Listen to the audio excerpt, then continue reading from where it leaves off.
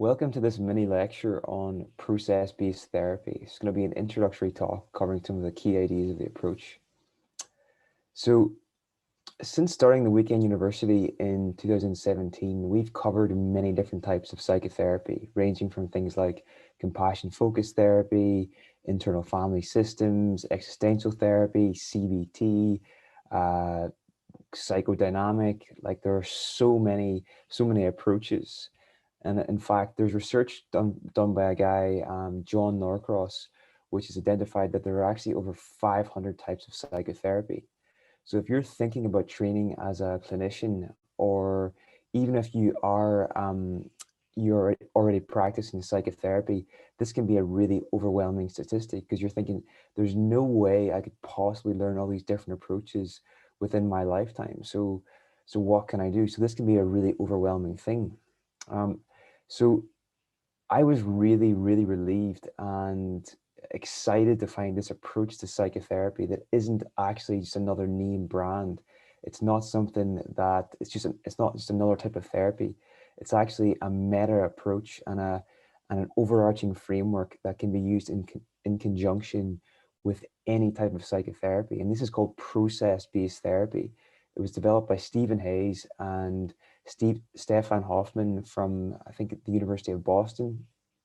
And in this talk, we're going to provide a brief introduction to process-based therapy, which we'll be calling PBT, why it's important, and some of the core ideas that the approach is built upon. So if we're trained in a particular type of orientation or approach to therapy, it can really limit our worldview. So for example, if I'm trained as an existential therapist and somebody comes to me suffering from depression, then it's likely that I'm going to look at this person's problem through the lens of problems and meaning in life. Whereas if I'm a CBT therapist, then I'm going to look at the problem at the level of cognition, rumination, thought processes, things like that.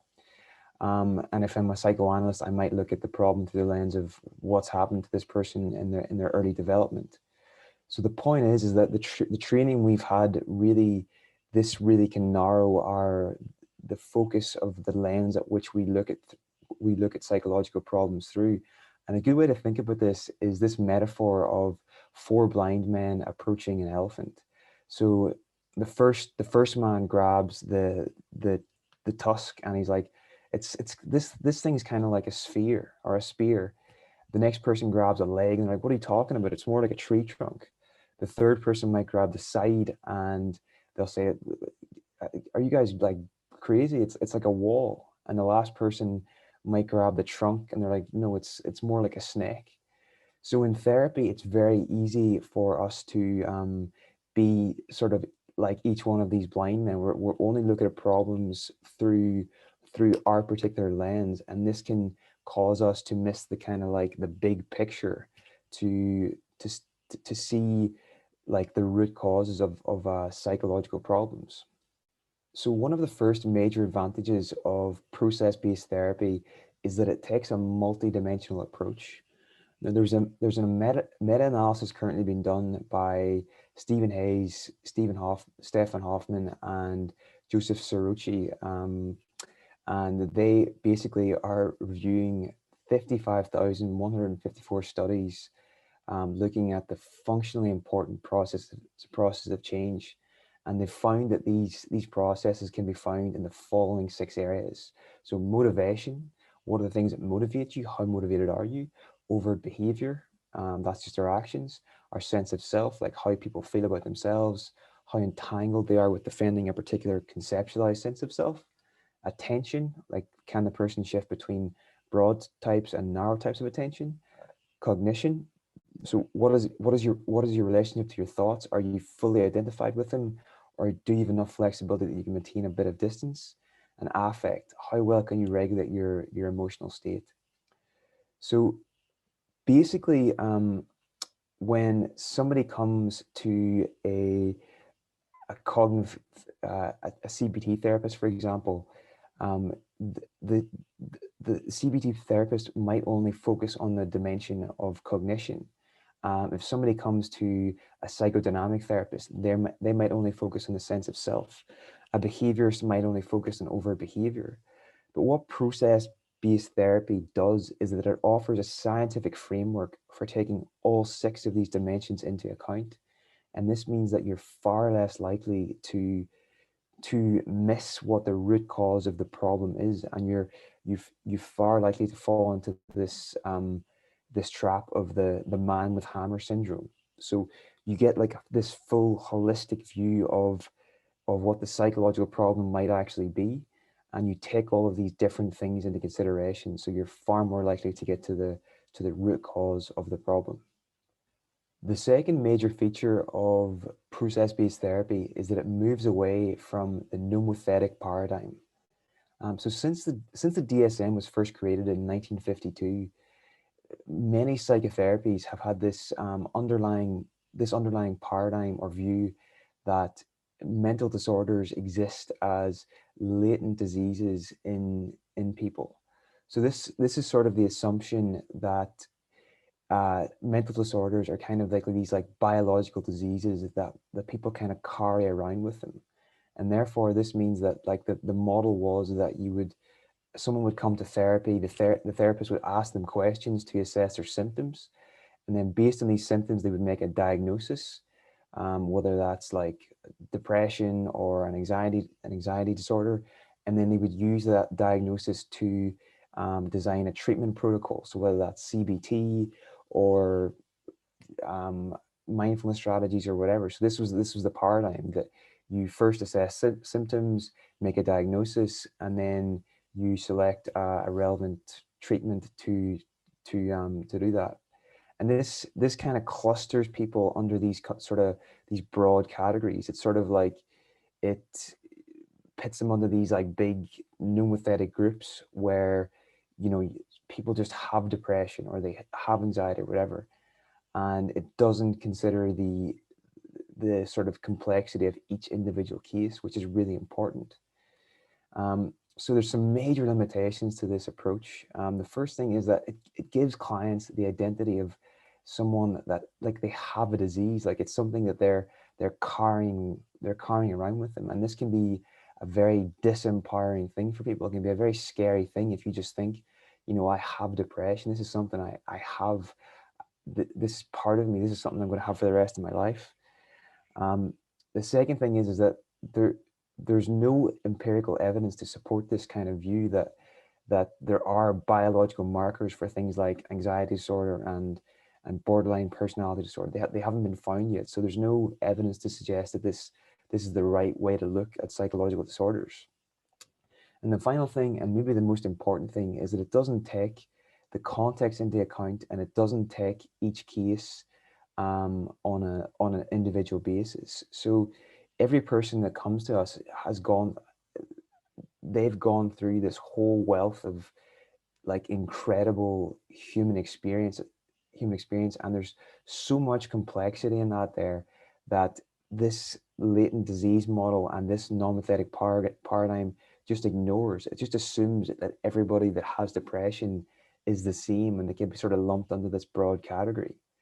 So what process-based therapy does is that, well, just to go back, most good therapists intuitively know this, and like they offer treatment that is more individualized, and they don't just follow this sort of symptom diagnosis treatment protocol model. But what process-based therapy does is it offers a scientific approach and a framework for an individual approach to therapy that takes the context into account and takes the complexity of each individual into account. To do this, process-based therapy takes what's known as a network science-based approach. And this takes the view that psychological problems such as depression are made up of these sort of individual sub-problems, like things like rumination or self-criticism or loneliness, and that these sub-problems are connected like nodes in a network almost. So each sub-problem that a client comes to the therapy with, for example, that they're saying that I'm lonely or I'm not good enough, these exist as individual nodes in a network in the mind, and these nodes are linked to others. So for example, a node for I'm lonely might be linked to other nodes for nobody loves me or rumination and a history of past abuse. And all of these nodes form a network which are connected in a really kind of complex way. So one of the first stages of process-based therapy, when somebody comes to a process-based therapist, the therapist will actually try and plot out this network and see how all these individual sub-problems are connected with each other and how they are kind of related to each other. And the goal is to figure out which nodes and which links, which connections between nodes that you should target in order to disrupt the network, turn it from one that's maladaptive into one that's adaptive in a way that serves the client and their long-term values and goals. So crucially, this network-based approach it honors the context and the complexity of each individual case, and it moves away from this kind of disempowering, reductionist, non-with paradigm that sees people as having these kind of like homogenous, latent diseases that can be treated with like protocols and medication. Now, another major reason why a process-based approach to therapy is really important is that this 10,000-hour rule that was put forward by Malcolm Gladwell in his book Outliers doesn't actually apply in psychotherapy. So what this means is that the amount of clinical experience you have doesn't predict your competence as a psychotherapist. So you might put in loads and loads of hours, but the research shows and the science shows that that's not actually correlated with competence. Just because you put in more hours, that doesn't mean that you're going to get better. And to to illustrate why this might be the case, Stephen Hayes uses the example of um, imagine you're playing basketball. Imagine you want to get better at basketball. So you go out into your yard and you're shooting the ball through the hoop and you do this for weeks. It's likely that you're going to continuously improve. But now you imagine the situation where you put noise canceling headphones on and you put a blindfold on. And now you keep shooting. Like, do you think you're going to keep improving now as you're doing this? It's likely you're going to see no improvements at all. And the simple reason for that is that you're not able to tell if your shots are going in the hoop or not. So you can't tell if the ball is going in. So you have no way of like making adjustments. You're getting no feedback. You have no idea what's working and what's not. So you're not going to get better. And this kind of happens in psychotherapy as well, where in some sense psychotherapy as it is traditionally practiced is kind of like playing basketball with a blindfold on and headphones on. And the reason for this is that feedback in therapy is really bad. Like what feedback do you have to go on? Is the client like, if the client stays with you for a long time, does that tell you that the therapy is going well? Or maybe it's just that the client's dependent on you. Or maybe you're getting praise from the client, but maybe the client just wants to get on with you and they're kind of very agreeable, so they give praise anyway. So like the feedback that therapists typically get is very bad, and that's why a process-based approach is very important, because it counteracts this, because it's highly data driven, and it involves continuously monitoring the progress of therapy as it's unfolding.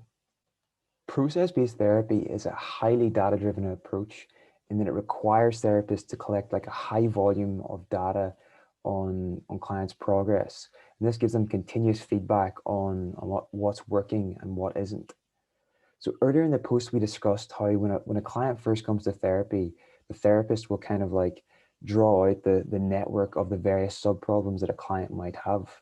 And at this stage, they'll actually use this network to construct a hypothesis about what the problem is, and also use this to design an intervention to tackle what the problem is as well. The client is then asked to implement the suggested intervention and collect a high volume of data specifically related to the problem that you're trying to solve. For example, maybe the therapist identifies that the client's self-worth node is linked with a node for loneliness, and this might be the root cause of the problem. So they create an intervention that targets this, for example, self-compassion meditation exercises, and ask the client to fill out a self-report questionnaire once per day, which asks them to rate on a scale of 0 to 10 of how worthless they feel, and another one which measures loneliness. So this not only gives the therapist feedback on whether the intervention is working or not. It also allows them to take a scientific approach and test their original hypothesis. If they find that they're incorrect, they can now redraw the network and, in light of the new data, and construct a new hypothesis and intervention to test it. So therefore, feedback now becomes an asset which enables the therapist to continuously improve as a clinician and also to improve the treatment that they're able to offer clients. Now, as was mentioned in the introduction for this video, there are more than 500 types of psychotherapy, and it would be impossible for anybody to learn all of these different approaches and the thousands of techniques that make them up in their lifetime. You probably need like 10 lifetimes, maybe 20 lifetimes to do that. So the beauty of process-based therapy is that it reduces the complexity of all these different approaches into just six key principles. And these are based on what philosopher Daniel Dennett calls the most important or the best idea that anybody ever came up with. And that is the theory of evolution by natural selection. So now we're going to look at how evolutionary science can reduce the complexity of psychotherapy and how it can offer kind of like a unifying framework that can be applied in all forms. So we're just going to start this with a quote. It's very well known among sort of evolutionary biologists and scientists that basically it's nothing in biology makes sense except in the light of evolution, but we slightly modified that here to say that nothing in psychology makes sense in the light of evolution. So, or makes sense except in the light of evolution. So for evolution to happen, we kind of just need six key processes or six key principles for it to work. And now we're going to look at how these can be applied in psychotherapy. So the first thing is variation. So there's that whole saying that if you always do what you've always done, you're always going to get what you've always got. Or the quote, I think it's always attributed to Albert Einstein, that the definition of insanity is doing the same thing over and over again and expecting different results.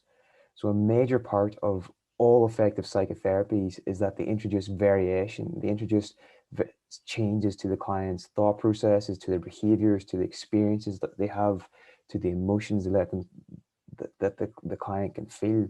So the major foundational principle of all effective psychotherapies is that they introduce some form of variation. The next is selection. So after you've introduced these variations, you need some kind of process for selecting which behaviors are working and which aren't, and you keep the winners and you discard the losers. Then the next step is retention. So retention basically is designing strategies that enable the client to make the winners, the things that are working well, like the new variations that are working well, to make this part of the clients, like their habits, their daily routines, so that it's sort of weaved into their pattern of living going forward and becomes a stable part of the client's life. And then what's equally important is that these new behaviors they fit into the context of the particular client's life situation.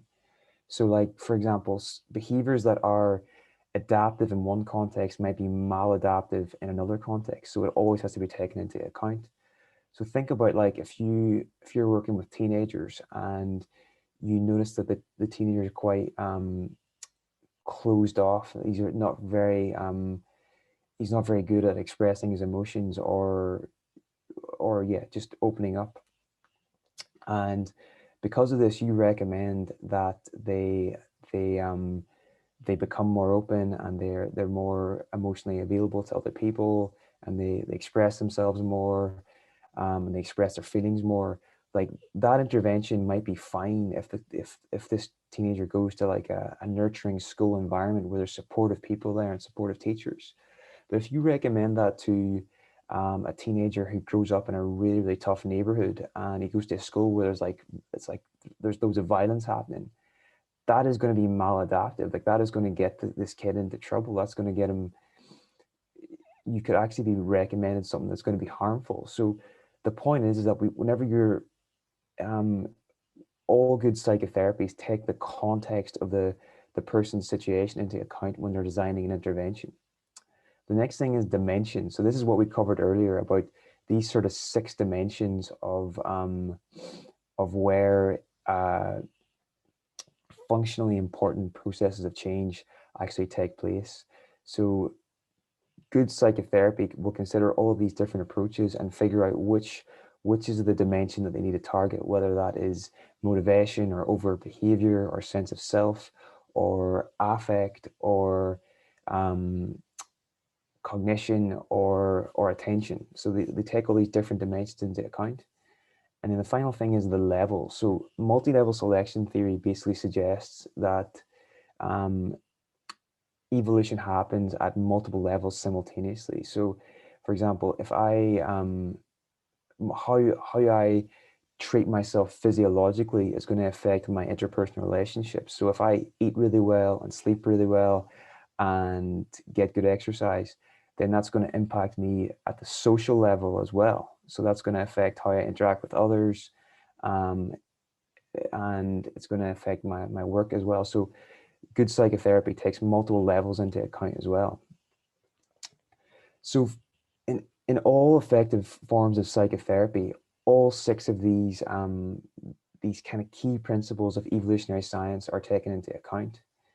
And this applies to, from everything from CBT to psychoanalysis to existential therapy to acceptance and commitment therapy. So these are kind of like the core underlying principles that underlie all effective forms of psychotherapy, and these are the kind of the key things that process-based therapists take into account when they're designing interventions in their therapeutic work.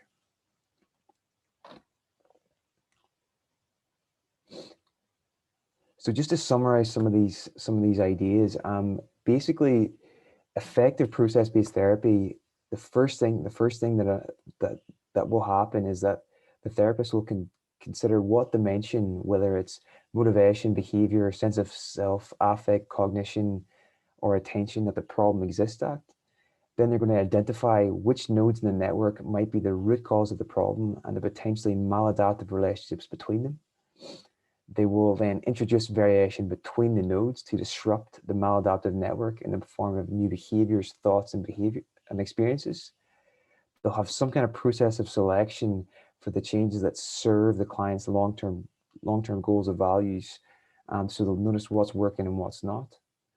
They'll design retention strategies which enable the client to build habits, patterns, and routines out of the new desired behaviors, and therefore rewire the previously maladaptive network into an adaptive one. And finally, they'll ensure that the new behaviors fit in with the client's current context and that they're nested at the right level, whether it's the physiological level or the social and interpersonal relationships level. In conclusion, we've covered now what process-based therapy is and some of the core ideas of the approach. But now it's equally important to say what this isn't. So this isn't another sort of new type of therapy or a new brand of therapy. This is like a kind of like overarching framework, like a meta approach that can be used in conjunction with almost any type of psychotherapy to improve both the clinician skills and also the outcomes that the client gets. So it's got four key attributes, and these are that it's multidimensional in that it covers all the dimensions where functionally important process of change can be found, whether that's in motivation, behavior, sense of self, affect, cognition, or attention. And this helps therapists to reduce their blind spots and get to the root causes of psychological problems. Second, it is a network-based idiographic approach that honors the complexity of each individual, taking both their situational and historical context into consideration.